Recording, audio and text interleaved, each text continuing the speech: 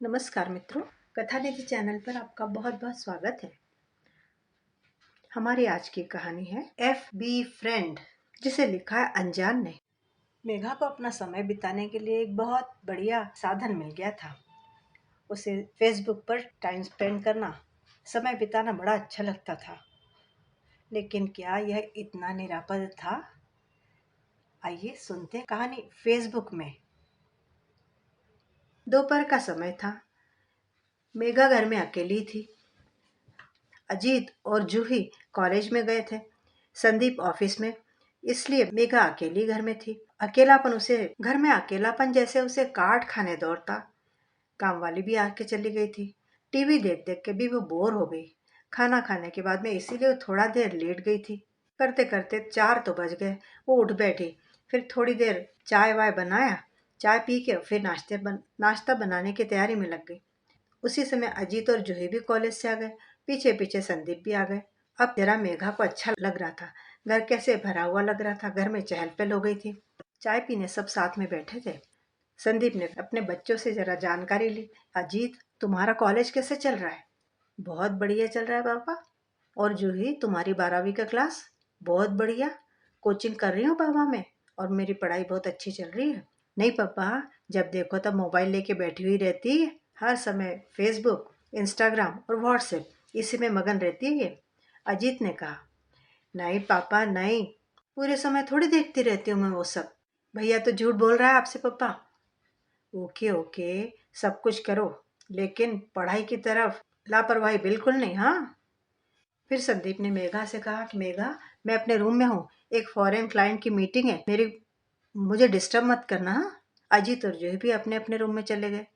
अब मेघा को लगा, तीनों में से किसी ने भी मुझे नहीं पूछा कि मेरा दिन कैसे बीता, मैं बोर तो नहीं हुई, मैंने दिन भर क्या किया। मेरे बारे में किसी को पूछने के लिए समय नहीं है। बस मैं केवल इनके लिए खाना पीना देखती रहूं और कुछ नहीं। घर में दरवाजे में बैठ के बस घर को संभालूं। यानी देखो, आज इस समय घर में सब लोग हैं, इसके बावजूद मैं अकेली बैठी हूँ।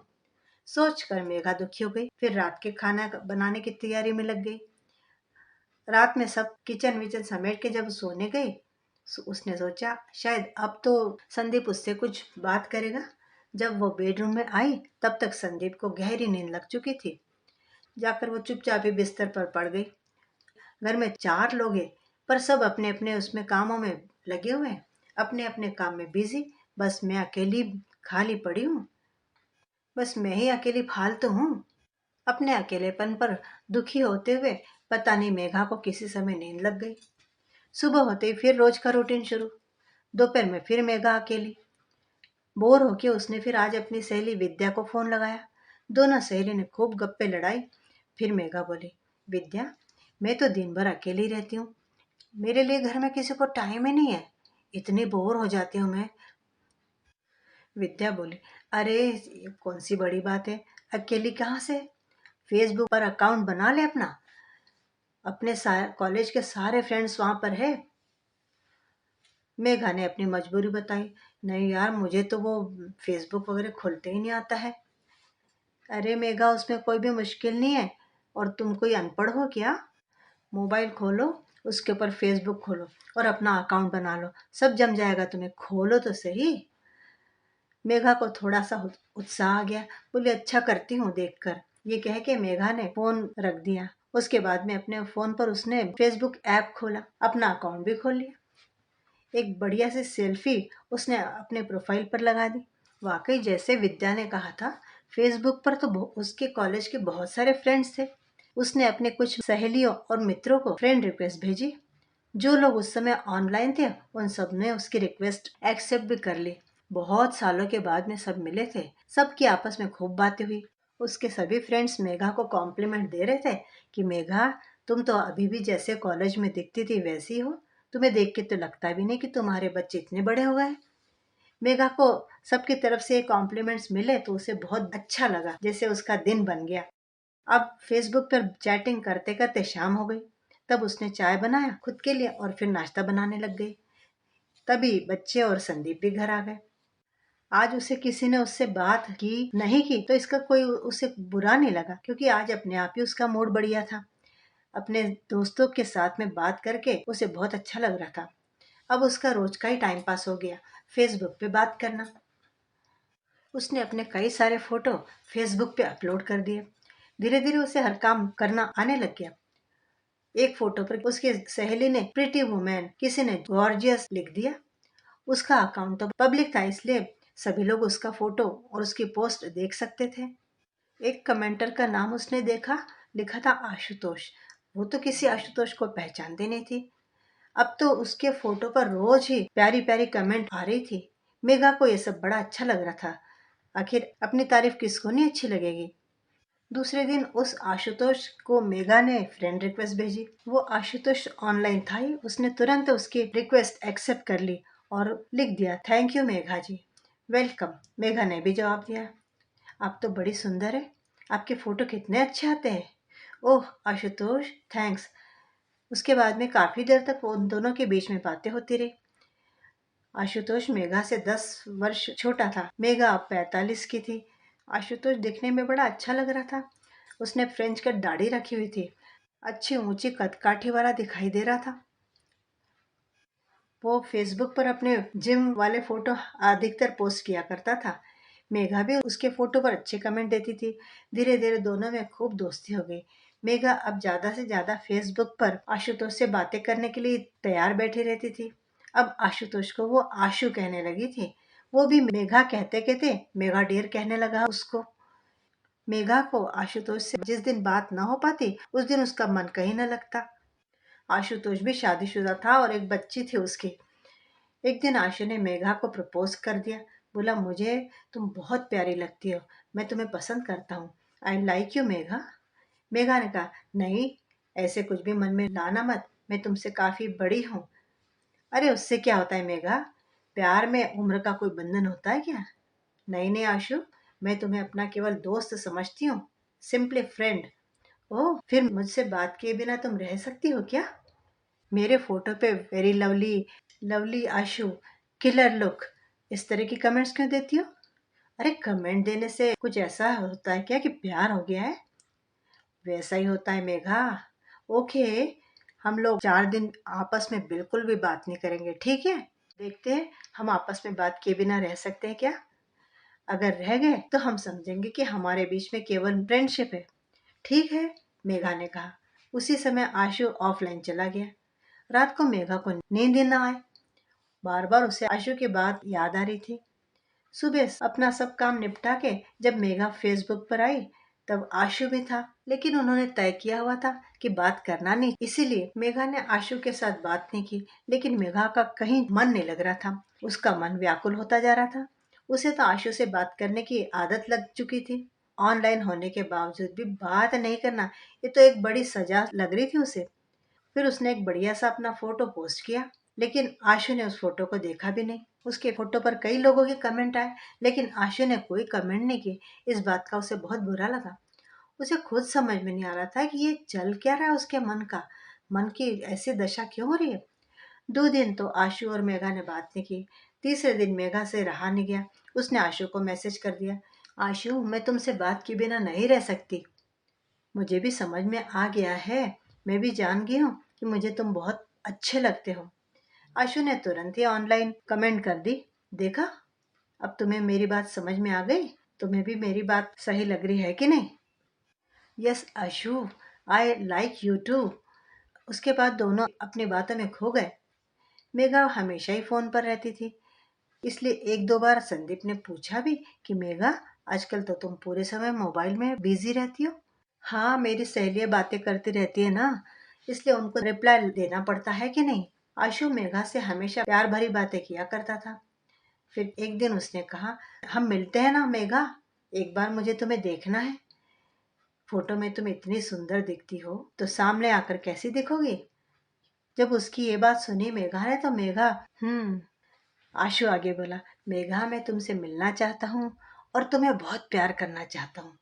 मेघा को मन ही मन उसकी बातें बड़ी प्यारी लग रही थी, लेकिन उसने जाहिर तौर पे ऐसा कुछ बोला नहीं। लेकिन मन ही मन वो भी आशु से मिलने के लिए बड़ी व्याकुल हो रही थी। एक दिन बड़ी हिम्मत करके मेघा उससे मिलने के लिए तैयार हो गई। वो बहुत अच्छे से तैयार होके आशु ने बताया था उस जगह जाने के लिए निकल पड़ी। मेघा एक रिक्शा रोककर उसमें बैठ गई। रिक्शा वाला फोन पर किसी से बात कर रहा था। नहीं यार, मैंने उसे ऐसा मौका ही नहीं दिया। आखिर गलती तो गलती होती। तू ही बता, अगर तेरी पत्नी ने बाहर इस तरह से कोई लफड़ा किया होता तो तुझे चलता? पत्नी का बाहर कहीं अफेयर होता तो तुझे चलता? या मेरा कहीं बाहर अफेयर होता तो क्या मेरी पत्नी मुझे माफ कर सकती थी? आखिर भरोसा भी तो कोई चीज होती है कि नहीं? ऐसे पति का भरोसा तोड़ने वाली स्त्री किस काम की? मेघा को बैठे बैठे रिक्शा वाले की सब बातें सुनाई पड़ रही थी। उसके मन में आया, मैं भी तो आज यही कर रही हूँ। आशु से मिलने जा रही हूँ। वो मेरा कौन है आखिर? कल अगर संदीप को ये बात समझ में आई तब? बच्चों को मालूम पड़ा तो बच्चे माँ की क्या कदर करेंगे? मैं इस तरह से कैसे व्यवहार कर सकती हूँ? इस उम्र में मैं ऐसे बचकाना व्यवहार कैसे कर सकती हूँ? माना कि संदीप मुझे समय नहीं देते, बच्चे मुझसे बातचीत करने के लिए उनके पास समय नहीं है, लेकिन इन सब के पास अपने अपने काम है, उसमें मैं बिजी है। घर में मुझसे कोई बात नहीं कर पा रहा है, इसलिए मैं फेसबुक में रमने लगी। तब तक तो ठीक है, लेकिन इस तरह से वर्चुअल दुनिया में मैंने इस तरह से लोगों से फ्रेंडशिप कर ली, और आज तो मैं आशुतोष को मिलने के लिए जा रही हूँ। कितनी बड़ी गलती कर रही हूँ मैं। मेघा का मन बार बार उसे कचोट रहा था। आखिर संदीप अपने काम में बिजी है तो उसमें गलती क्या है? जब वो काम करेगा तभी तो घर में इतना पैसा आ रहा है। अब इतना काम है इसलिए वो मुझसे बात नहीं कर पाता, या मेरी तरफ से थोड़ा लापरवाह हो गया, तो क्या मैं उसका विश्वासघात करूं? अरे मुझे फुर्सत है, इसका मतलब क्या है कि मैं ये काम करूंगी इस तरह से? और कल को मेरी बदनामी हो गई तब? और मैं आशु के बारे में क्या जानती हूँ? वो क्या भरोसे लायक है? आखिर मैं चाहती क्या हूँ? क्या मैं संदीप और मेरे बच्चों के बिना जिंदा रह सकती हूँ? उसके मुंह से जोर से निकला, नहीं नहीं, मैं नहीं रह सकती उनके बिना। रिक्शे वाला चौंक गया और उसने गाड़ी एक तरफ लगा दी। मैडम, आपकी तबीयत तो ठीक है? रिक्शे वाले ने मेघा से पूछा। हाँ हाँ भैया, मैं ठीक हूँ। ऐसे करो, रिक्शा वापस ले लो, हम जहाँ से बैठे थे ना वहीं मुझे छोड़ दो। क्या मैडम, आप भी? बड़बड़ाते हुए रिक्शा वाले ने रिक्शा यू टर्न ले लिया। रिक्शा से उतर के रिक्शा वाले को पैसे देके मेघा अपने घर में पहुंची और सीधे बेडरूम में जाके बिस्तर पे गिरकर रोने लग गई। कितना गलत! मेरा पाँव फिसलने वाला था। मैं क्या हूँ और मैं क्या करने जा रही थी? सोच सोच के मेघा की रुलाई रो के नहीं रुक रही थी। जब काफी देर रो लिया तब उसका मन हल्का हो गया। वो उठी और काफी देर तक चेहरे पर ठंडे पानी के छींटे मारती रही। तब उसे थोड़ा फ्रेश लगा। फिर उसने हाथ मुंह पोंछ के खुद के लिए चाय बना ली। चाय पीते पीते सोच में पड़ी रही। आज मैं आशु को मिलने जा रही थी। अगर मैं पहुंच जाती उससे मिलने के लिए तो मुझसे कितना बड़ा अपराध हो जाता। हाँ, अपराधी कहना चाहिए उसे। भगवान ने मुझे समय पर ही इशारा दे के सजग कर दिया। तभी मोबाइल बज उठा। देखा तो विद्या का फोन था। बोल विद्या, क्या कहती है? अरे मेघा, सुनना, तू कॉलेज में जब हम लोग थे तब तू क्राफ्ट की कितनी सारी चीजें बनाया करती थी। अभी भी बनाती है क्या? ग्रीटिंग बनाती थी, दिवाली के दीपक बनाती थी, तोरण बनाती थी, गिफ्ट बॉक्स बनाती थी। हाँ, बनाती तो थी। तो सुनना, मेरे पड़ोस में एक दादी जी हैं। उन्हें दिवाली के समय दीपक और तोरण चाहिए। तू बना के देगी क्या उनके लिए? विद्या, कितने साल हो गए बीच में, पता नहीं, बीच में मैंने कुछ बनाया ही नहीं है। मुझसे अब होगा कि नहीं कुछ कह नहीं सकती। मेघा, जो अपने पास में हुनर होता है ना वो कभी खत्म थोड़ी ना होता है। बस थोड़ी सी प्रैक्टिस करने से तुझे फिर से याद आ जाएगा सब कि तू कैसे बनाती थी। तो सोच ले और फिर बताना मेरे को। फोन रखने के बाद में मेघा विद्या की बातों पर सोचने लगी। इधर फोन पर आशु के लगातार मैसेज आते जा रहे थे जिनकी उसे नोटिफिकेशन मिल रही थी। मेघा ने एक समझदारी का काम जरूर किया था कि उसने आशु को अपना मोबाइल नंबर नहीं दिया था।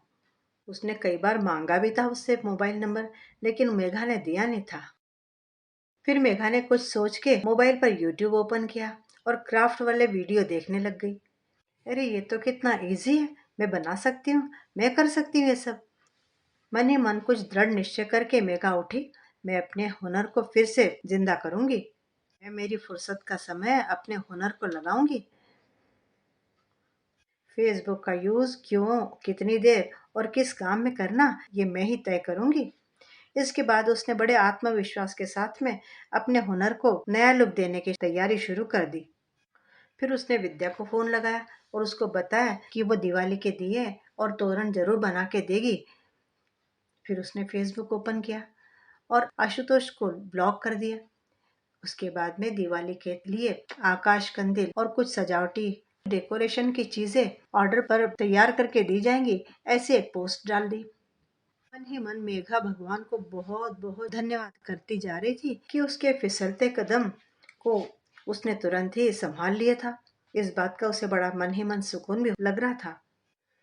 हर स्त्री के जीवन में एक समय ऐसा आता जरूर है जब उसे लगता है कि घर में सब अपने अपने कामों में बिजी है। उससे बात करने के लिए तो घर में किसी को समय ही नहीं है। उसे उस समय बड़ा अकेलापन लगता है और उस समय खाली समय की उसके पास कमी नहीं रहती। सोशल मीडिया पे कैसे समय बिताना, कितना बिताना और सोशल मीडिया का किस तरह से यूज करना, ये सब तो खुद तय करना जरूरी होता है। कभी कभी फुर्सत समय का उपयोग अब किसी हुनर को सीख कर और अपना समय का सदुपयोग करना, ये सबसे अच्छा टाइम पास हो सकता है। और कभी कभी हुनर का रूपांतर छोटे मोटे बिजनेस में भी हो सकता है। मित्रों, अभी आप सुन रहे थे कहानी एफ बी फ्रेंड। उम्मीद करती हूँ कि कहानी आपको अच्छी लगी होगी। कमेंट करके बताइएगा ज़रूर। और चैनल पे नए हैं तो चैनल को सब्सक्राइब भी ज़रूर कर लीजिएगा।